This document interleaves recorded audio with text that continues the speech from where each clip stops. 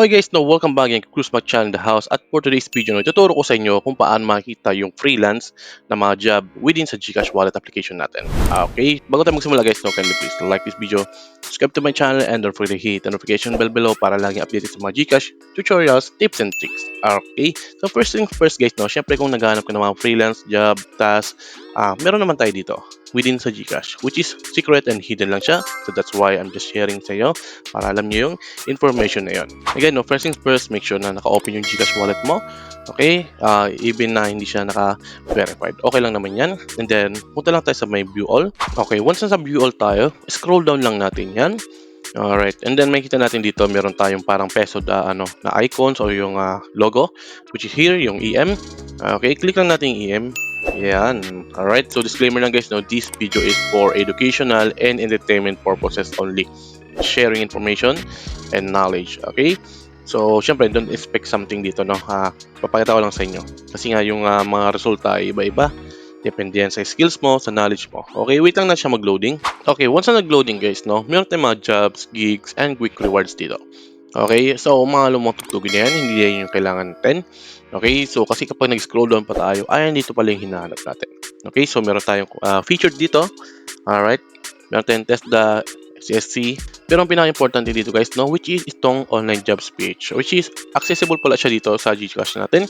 Okay, so click lang natin yan, open lang natin yan, hintayin natin mag-loading, and then pwede tayo makapag-search. Let's say marunong ka mag-encode, mag-type, mag-graphic designing, editing, virtual assistant, mag-help support, and so on and so forth. Basta may skills ka na digital, pwede ka dito. Makapag-search tayo. Hanapin lang natin. Siyempre, for example, meron akong skills regarding sa may mga graphic designing or sa mga pagbiging BA.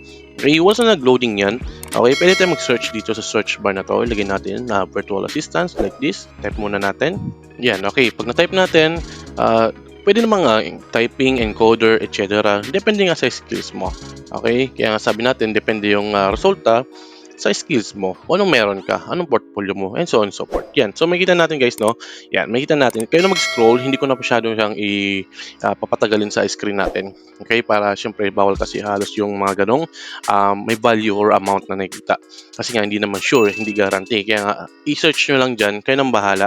Okay? Hanapin nyo na lang kung ano yung para sa inyo, kung ano yung skills para sa iyo na pwede. Okay? So, may part-time, may full-time, and so on and so forth. As long as, syempre, dapat makapag-close kayo ng deal ng client at syempre iwas kayo dapat syempre minsan kuha ka ng upfront.